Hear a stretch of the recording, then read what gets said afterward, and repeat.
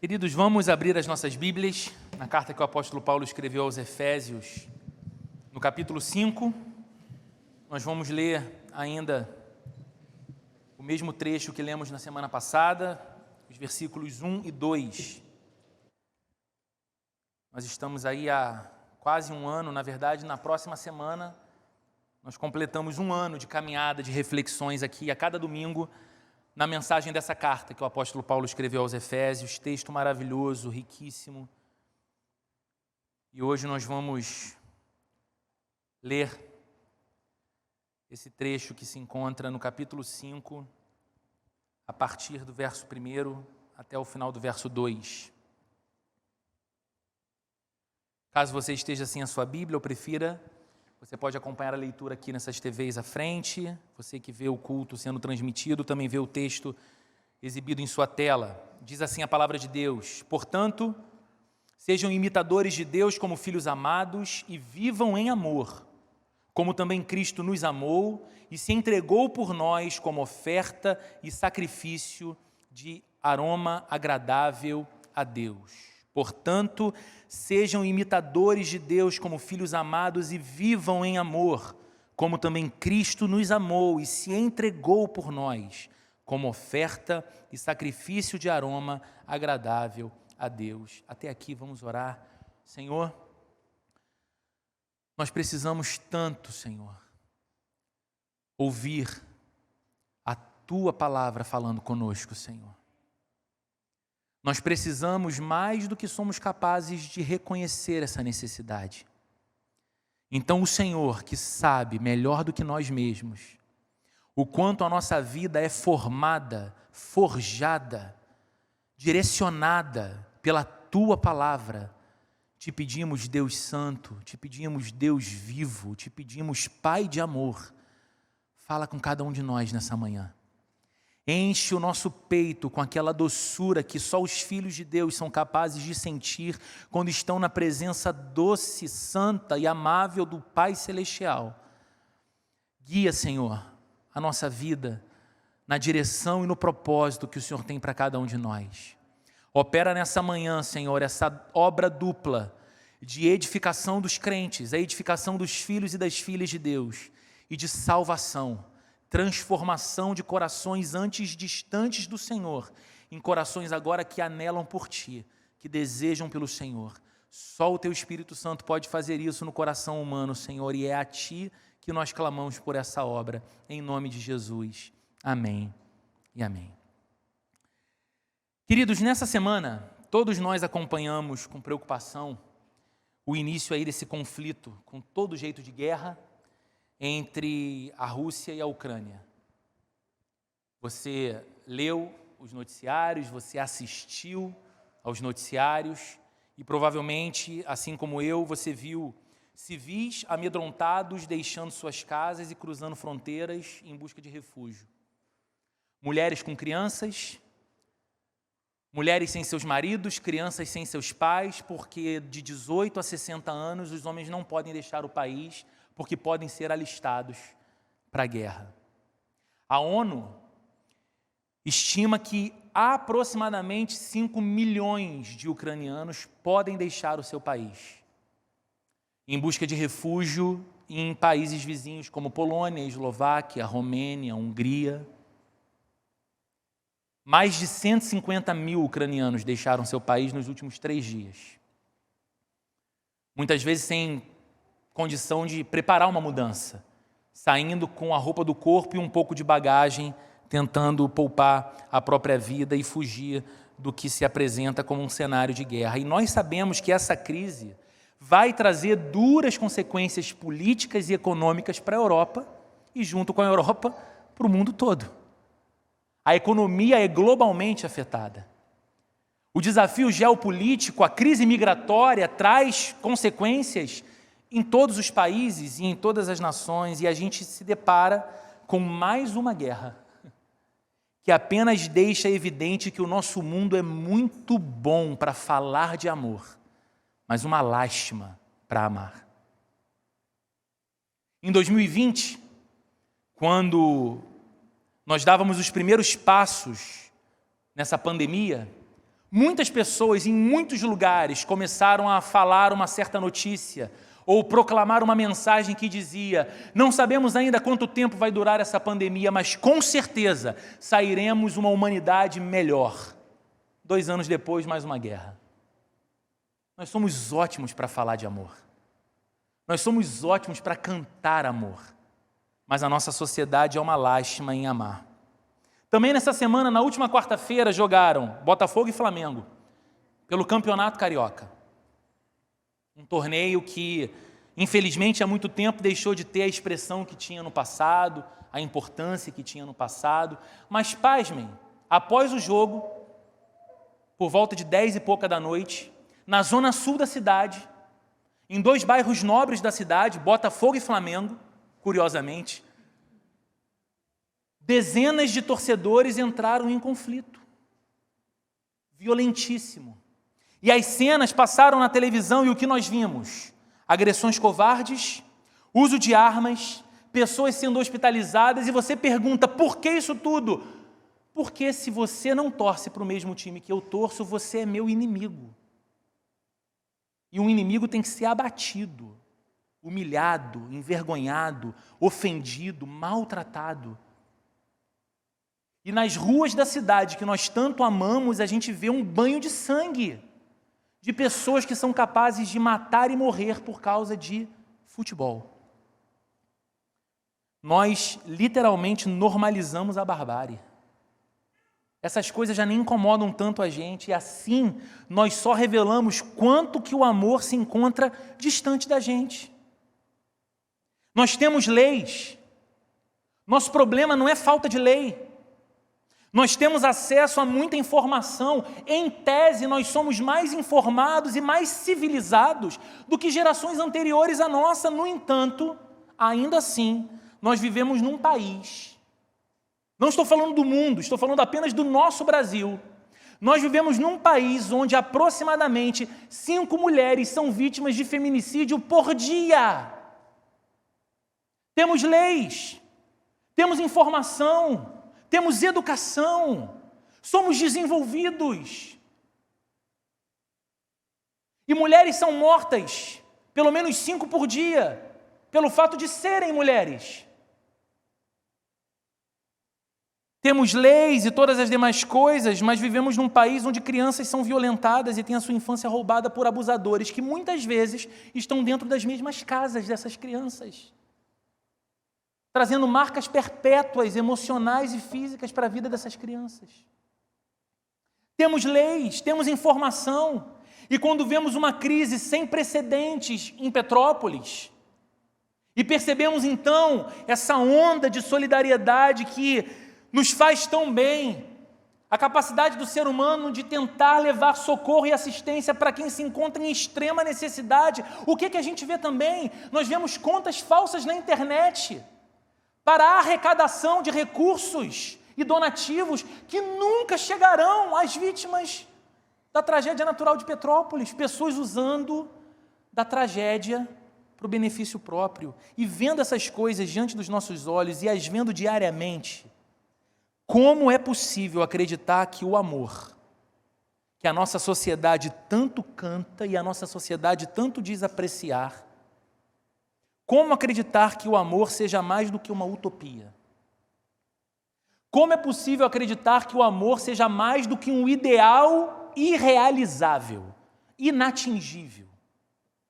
Será que existe alguma esperança para que o nosso coração não se renda ao cinismo diante da vida? Será que existe alguma esperança para que o nosso coração não se renda ao ceticismo diante da vida, diante do que se apresenta todos os dias na nossa face? Existe, sim, existe esperança. Essa mensagem está longe de se pretender uma mensagem desanimadora. Existe esperança porque aos cristãos, ao homem e à mulher que tiveram um verdadeiro encontro com Jesus, pela pregação do Evangelho, tornou-se possível uma verdadeira vida de amor, mais do que possível. Tornou-se impositivo. É uma imposição da lógica. É uma imposição do coração que teve um encontro com o Deus de amor, viver uma vida de amor.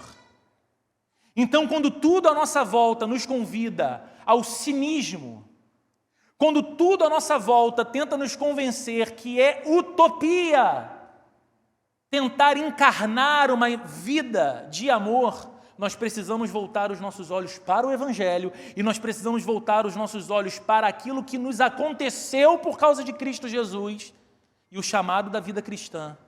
Porque se o mundo à nossa volta e se a sociedade lá fora é incapaz, pelo seu estado atual, de viver uma vida de amor, se você é um cristão, se você é uma cristã, nós somos não apenas desafiados e encorajados, mas de fato chamados a viver uma vida de amor, e é disso que trata o nosso texto, especialmente o versículo 2. Eu vou ler mais uma vez o texto com você. Paulo diz assim: portanto, sejam imitadores de Deus como filhos amados, e vivam em amor, como também Cristo nos amou e se entregou por nós como oferta e sacrifício de aroma agradável a Deus. Depois de insistir para que os cristãos na cidade de Éfeso tornem-se imitadores de Deus, Paulo passa a dizer o que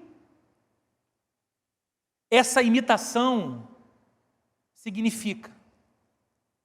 Na verdade, Paulo passa a dizer que essa imitação consiste, sobretudo, na manifestação de uma vida de amor. Sabe o que Paulo está dizendo?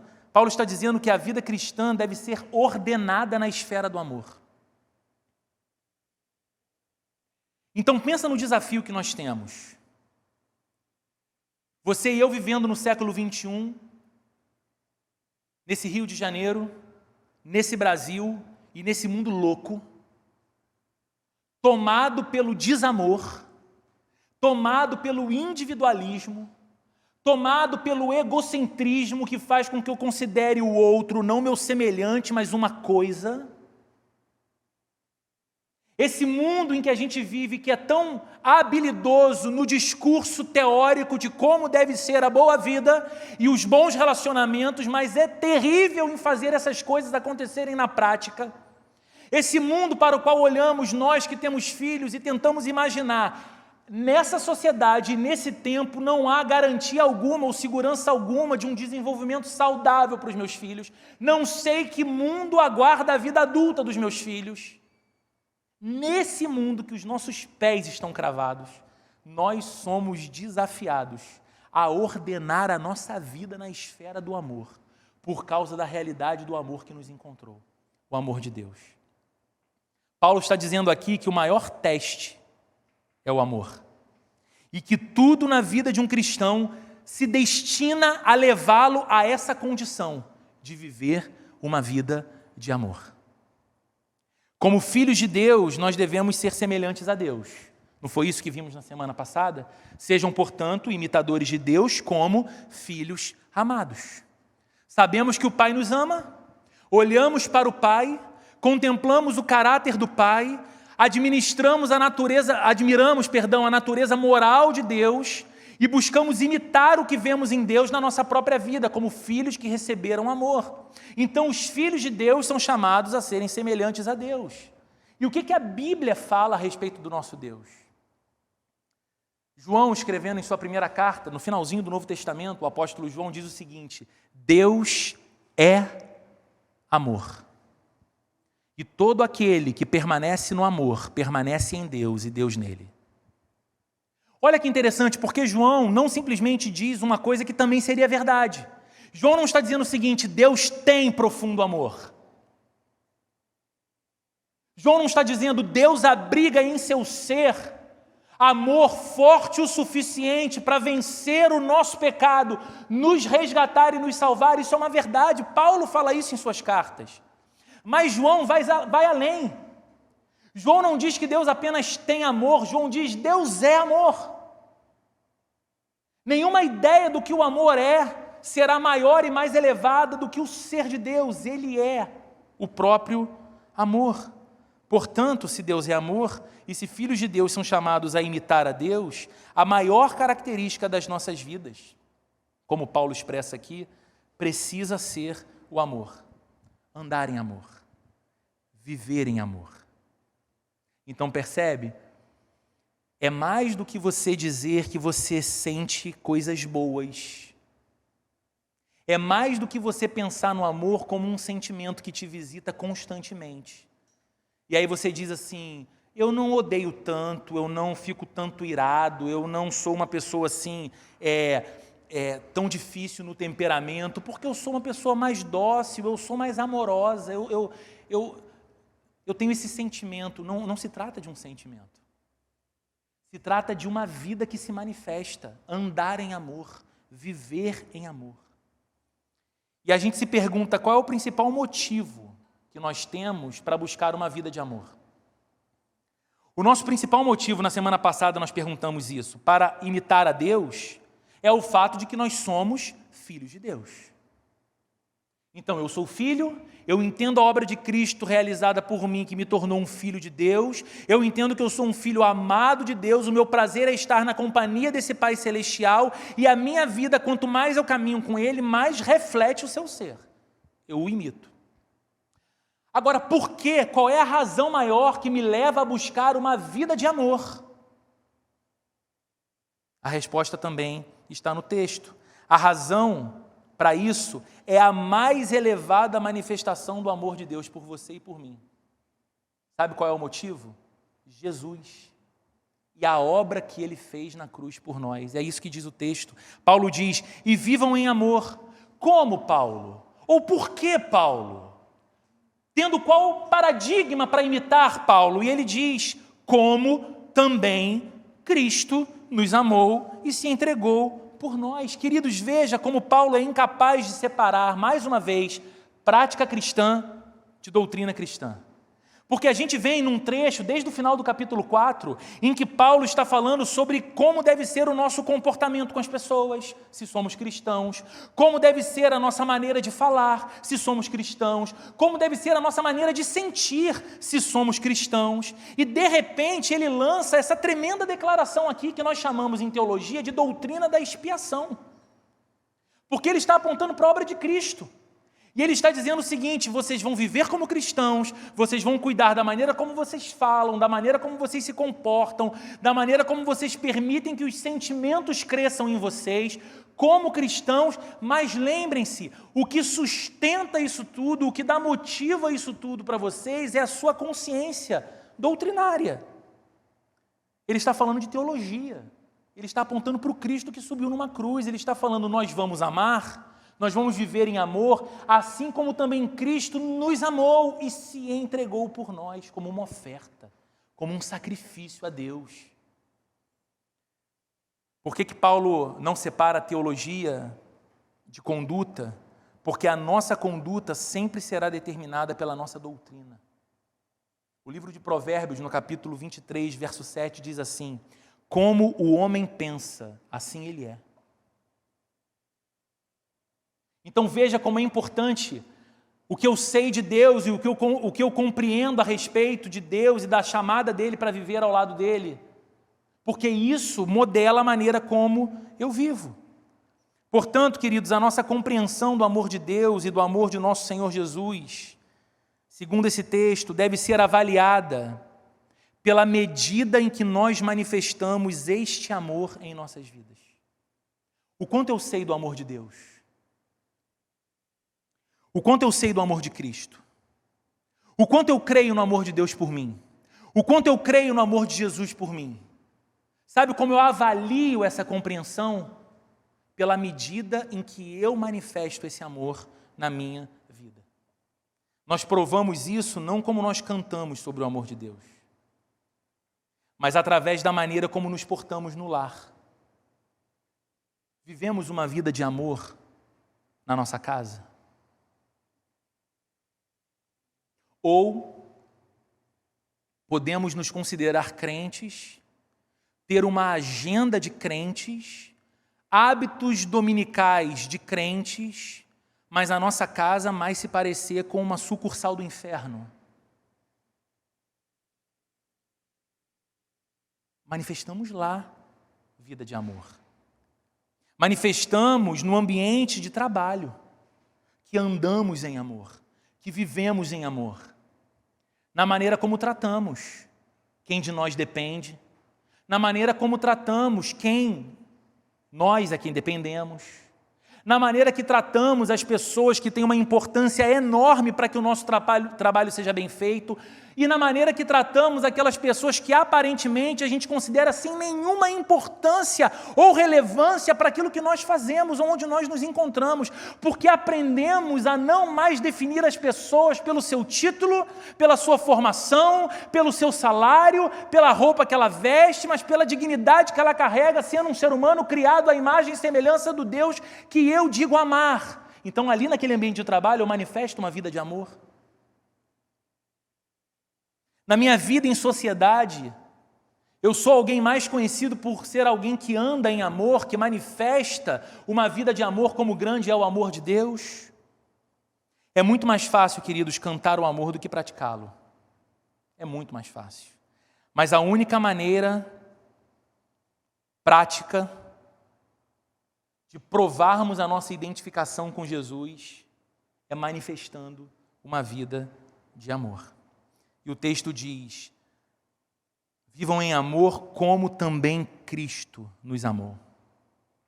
A Bíblia está dizendo que toda a atividade do nosso Senhor Jesus foi motivada por seu amor. Você olha para Jesus e o que você vê nele? Você vê a vida de amor que você deve seguir. E olha que interessante, a Bíblia não está dizendo que a medida do amor de Jesus é que ele ama o seu Pai Celestial. Ele ama. A própria Bíblia, nos Evangelhos, registra momentos em que Jesus fala que o prazer dele é fazer a vontade do Pai, que a alegria dele consiste em alegrar o coração do Pai. Ele diz: o Pai me ama e eu o amo eternamente. Esse amor de Jesus por Deus o Pai é sabido e é declarado, mas a Bíblia está dizendo que a medida que nós tomamos para uma vida de amor não é o amor de Jesus pelo Pai Celestial, mas a medida do amor de Jesus é que Ele nos amou. Nós não olhamos para a relação maravilhosa do Deus Filho com o Deus Pai. Nós olhamos para o amor que Deus Filho foi capaz de mostrar por pecadores como eu e como você. E, queridos, você jamais conhecerá verdadeiramente o amor de Jesus até você ser capaz de entender a gravidade do pecado. E é por isso que Paulo ampara o seu apelo para uma vida de amor apontando para a doutrina da expiação. É por isso que ele está apontando para o Cristo que não amou em discurso. É por isso que ele está apontando para o Cristo que não amou quando simplesmente curou doentes. Ele está apontando para o Cristo que provou a medida máxima do seu amor por nós ao se entregar para morrer numa cruz e fazer daquele ato uma oferta e um sacrifício de cheiro agradável a Deus, o seu Pai. Então Paulo está dizendo o seguinte: a medida para que vocês amem, a medida para que vocês vivam em amor é o que ele fez. É olhar a intensidade do amor a partir da cruz, e é por isso que eu digo que nós jamais vamos conhecer verdadeiramente o amor de Jesus até entendermos a gravidade do pecado. Sabe por quê, queridos? O que é que somos em nossa condição natural? Em nosso ser mais raiz, mais natural, o que é que somos? Somos pessoas que sempre amaram a Deus acima de qualquer coisa. Nunca fui capaz de colocar qualquer coisa ou qualquer pessoa acima do meu Deus. O amo ardentemente 24 horas do meu dia, desde o primeiro fôlego de vida que eu dei nesse mundo. O que é que somos nós? Somos pessoas que sempre foram verdadeiras. Sempre verdadeiras em palavras, sempre verdadeiras em intenções diante de Deus e diante dos homens. Nunca nenhuma sombra de falsidade nos visitou. Nenhum tipo de engano, nenhuma mentira, nunca. Somos sempre totalmente verdadeiros com Deus e com o próximo. Qual é a nossa condição natural? O que somos nós? Pessoas humildes, solidárias, desapegadas de nós mesmos e altruístas ao extremo, generosas, pessoas cheias de amor por nossos semelhantes. Somos esses bibelôs amáveis que não poderiam esperar outra coisa do Deus Santo que não fosse doçura e amor. É isso que somos? Não, não é isso que somos. Nós não somos essas pessoas. Nossa condição natural jamais foi isso. E não somente porque às vezes nós falhamos, ou porque às vezes nós somos um pouco fracos. Sabe por que nós não somos essas pessoas que amam a Deus ardentemente, acima de qualquer outro amor? Sabe por que nós não somos essas pessoas dóceis, humildes, generosas, altruístas, desapegadas de nós mesmos? Porque nós somos pecadores. Esse é o diagnóstico que a Bíblia dá da condição humana, de todo ser humano. Nós somos pecadores, a nossa condição natural sem Deus era de ímpios. A nossa condição natural sem Jesus Cristo era de pessoas espiritualmente mortas. O próprio apóstolo Paulo, nessa carta aos Efésios, como nós já vimos lá no capítulo 2, fala sobre isso. Nós estávamos mortos em nossos pecados, mas Deus, que é rico em misericórdia, por causa do grande amor com que nos amou, nos deu vida juntamente com Cristo. Mas nós estávamos espiritualmente mortos. O que éramos naturalmente, não esses bibelôs amáveis que Deus não podia dar outra coisa que não fosse doçura e amor e graça. Nós éramos inimigos de Deus. Porque o nosso coração o desprezava, nosso coração o rejeitava, nosso coração se entregou a amores desordenados. Colocamos pessoas e coisas acima do Deus Criador para amar, para buscar, para correr atrás. Contudo, queridos, sendo nós estas pessoas, Cristo nos amou. Aqui está a principal razão para que você, que entende isso e entende essa verdade, paute a sua vida numa vida de amor. Porque sendo você quem era, sendo eu quem era, sendo eu quem sou em minha condição mais natural, sabendo, como diz Paulo, que há o pecado que ainda habita em mim, ainda assim, Cristo me amou. E aí está a medida, irmãos, do que esse amor é. Nós não podemos ter um verdadeiro conceito do amor de Jesus sem o Evangelho. Porque é o Evangelho que te conta a má notícia com relação ao pecado. É o Evangelho que diz que o pecado, e basta um único pecado para nos manter eternamente distantes de um Deus que é absolutamente santo. É o Evangelho que vai dizer que nós, por nós mesmos, não temos nenhuma condição de nos aproximar de Deus. É o Evangelho que vai dar esse terrível golpe no nosso ego, nos dizendo: você é mais pecador do que você imagina. Você é pior do que você pensa. Pare de se comparar ao pior dos homens, porque no dia final, quando você comparecer diante do tribunal de Deus, Ele não vai te comparar ao pior dos homens, mas ao melhor dos homens. Ele vai te comparar a Jesus Cristo. E se você não estiver em Cristo, você está fatalmente perdido. O Evangelho conta essa terrível notícia. Mas é o Evangelho também que nos conta a maravilhosa notícia da graça e do amor de Deus. Que sendo nós esses pecadores, sendo nós estes ímpios, espiritualmente mortos e inimigos de Deus por causa dos nossos pecados, fomos amados com amor eterno e resgatados por uma mão forte do nosso Deus que nos trouxe para perto e nos tornou seus filhos. Só o Evangelho revela a sublimidade do amor de Deus por nós. Vivam em amor, como também Cristo nos amou. E como Jesus nos amou? Como Ele manifestou esse amor? O texto diz: e se entregou por nós como oferta e sacrifício de aroma agradável a Deus. Queridos, parem para pensar um minuto nisso. Jesus, aquele que é o Rei da Glória. Jesus, aquele que é o Criador de todas as coisas, como diz João no início do seu Evangelho. No princípio era o Verbo. No princípio era aquele que é a palavra. O Verbo estava com Deus no princípio de todas as coisas e o Verbo era Deus. Todas as coisas foram feitas por Ele, pelo Verbo de Deus, por Cristo Jesus, e sem Ele, nada do que foi feito se fez. Então pense nisso. Jesus que é o Rei da Glória, Jesus que é o Criador de todas as coisas, Jesus que é o Senhor de tudo o que há, decidiu abrir mão. decidiu se esvaziar de sua glória, decidiu vestir-se de humilhação ao ponto de deixar seu trono celestial e vir nascer numa manjedoura humilde em Belém. E a humilhação de Jesus não se deu apenas nos três dias que antecederam a sua crucificação. A humilhação de Jesus se deu durante toda a sua vida, quando ele se esvazia de sua glória e vem habitar nesse mundo de pecado, andar no meio de pecadores, sendo ele totalmente santo. E assim, fazendo isso, ele se entregou. Sendo quem é, tendo toda a glória, ele se entregou. E, queridos, não foi uma submissão passiva àquilo que os homens lhe faziam.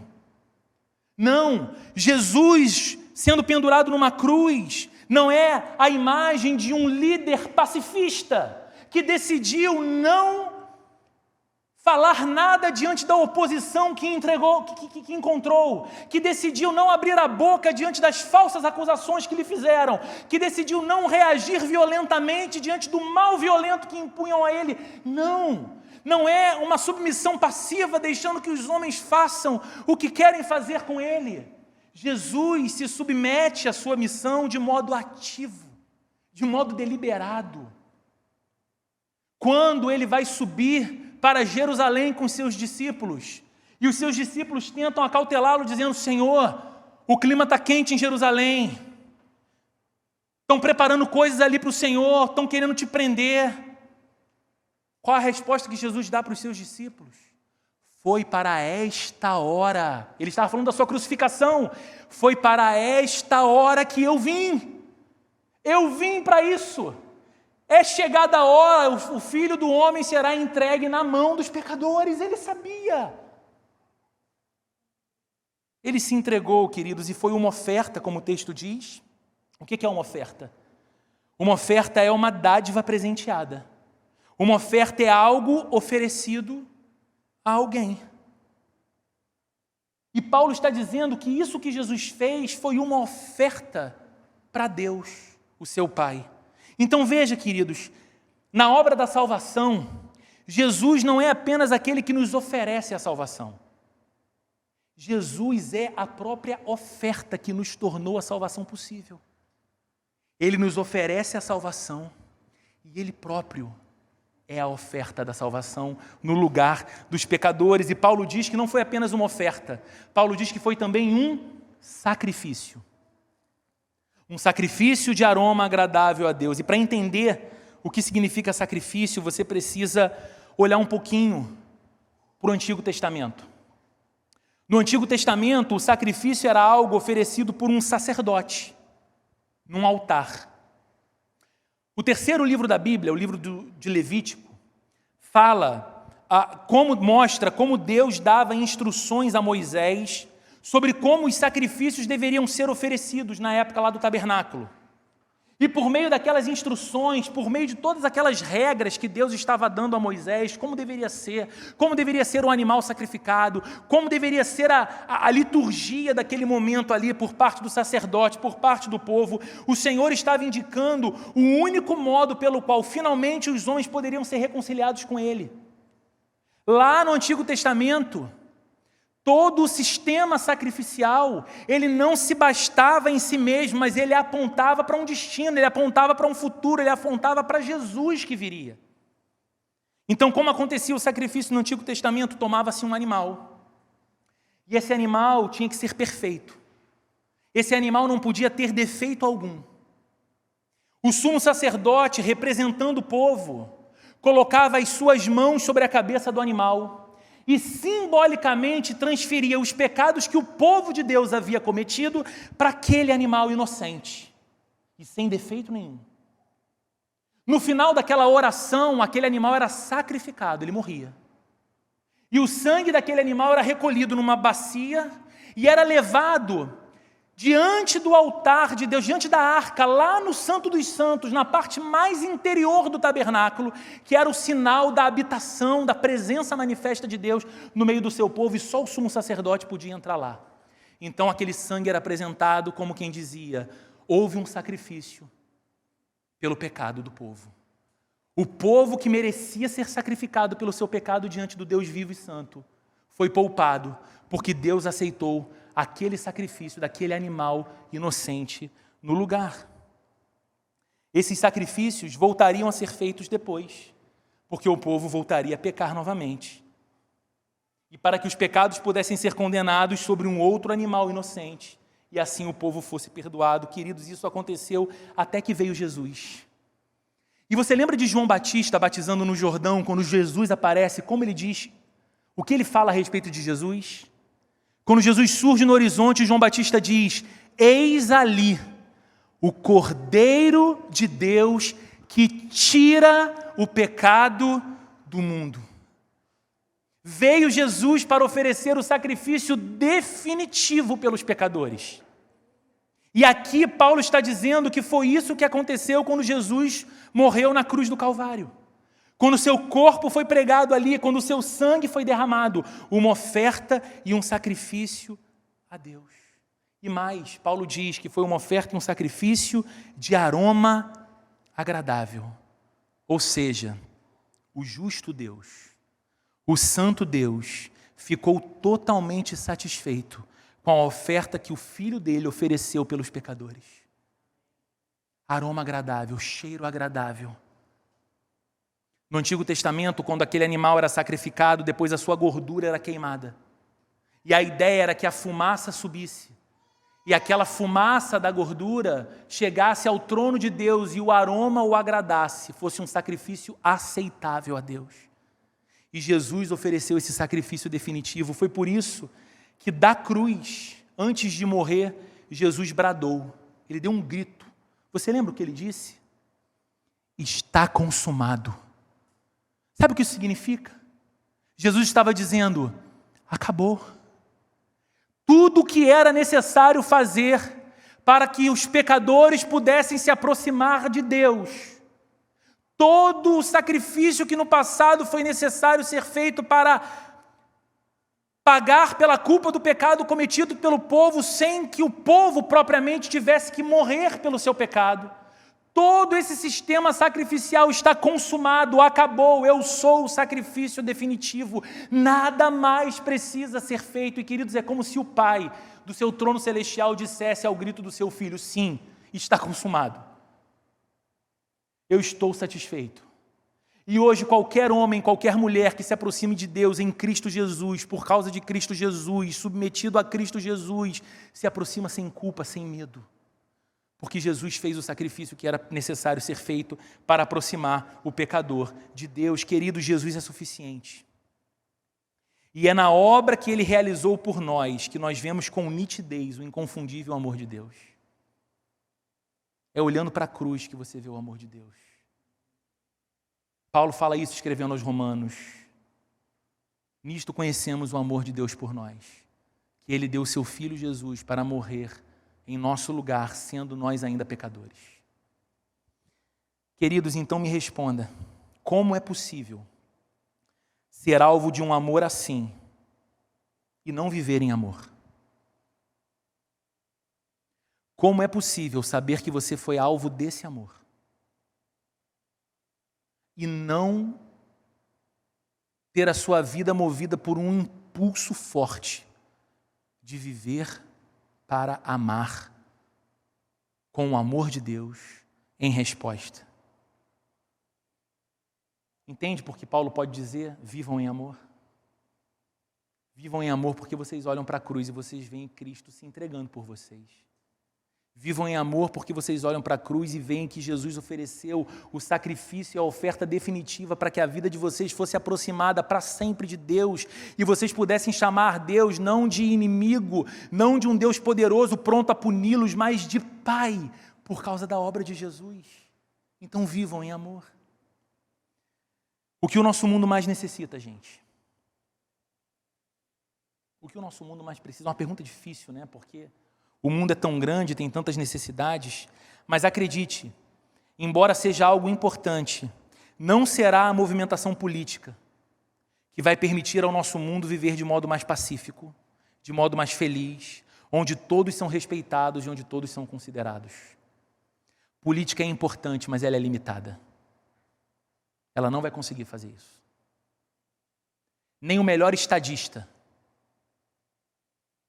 nem o melhor conjunto de leis vai conseguir fazer isso. Sabe por quê? Porque o pecado afetou todas as esferas da vida nesse mundo. Todas. A única maneira de termos esperança é voltando para Deus, é voltando para a vida plena que Deus desejou para nós e que o pecado roubou de nós. A única esperança que nós temos desse mundo, nesse mundo e para a vida nesse mundo, é vivendo junto de Deus.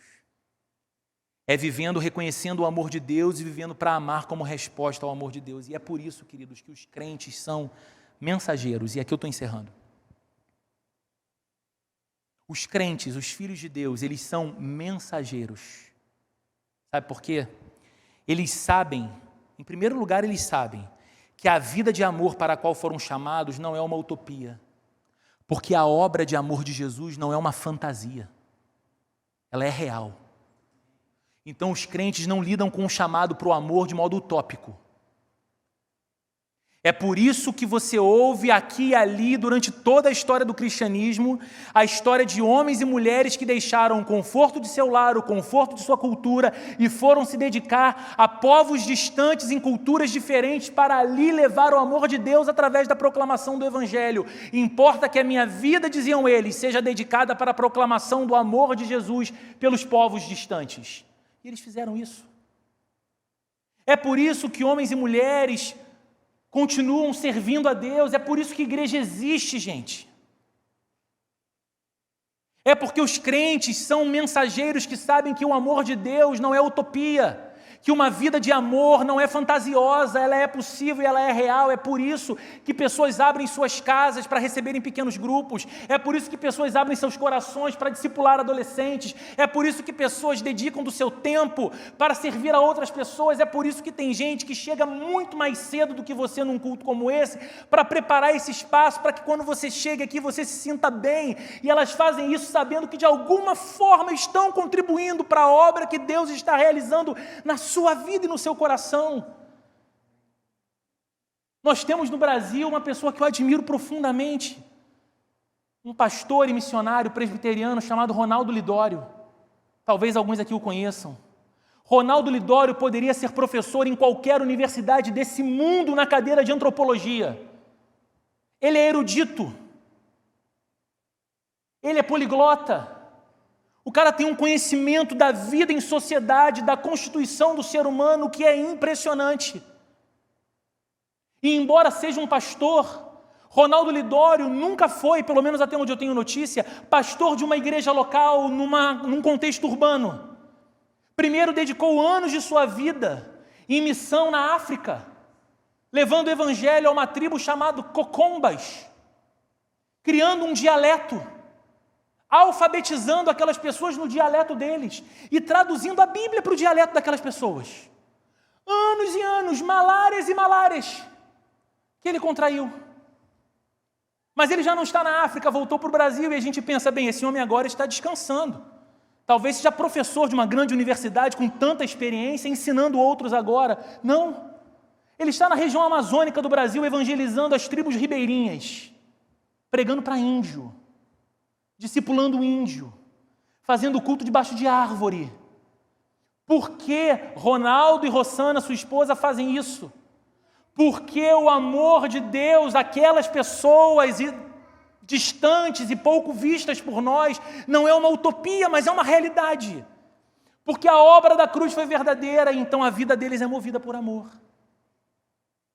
Então, os crentes são mensageiros, eles sabem que a vida de amor não é uma utopia, porque a obra de Cristo não é fantasia, então eles pregam porque amam. E eles amam enquanto pregam, dizendo ao mundo, voltem para Deus. Qual é o nosso chamado, gente? O nosso chamado não consiste em ficar aqui. Ok? A vida cristã não se resume a contar segunda, terça, quarta, quinta, sexta, sábado, oba, amanhã tem culto. O culto é o grande momento. O culto é um momento maravilhoso e importante quando a gente se reúne aqui num domingo como esse, porque nos juntamos aos filhos de Deus e celebramos ao Deus da nossa vida, adoramos, ouvimos a sua palavra, somos instruídos. Mas o fim da vida cristã não é o culto, o fim da vida cristã é a proclamação do amor que nos atingiu. Porque nós queremos que esse amor seja conhecido de outras pessoas, por isso o crente prega. E por isso o crente ama. Porque nós fomos chamados para viver em amor.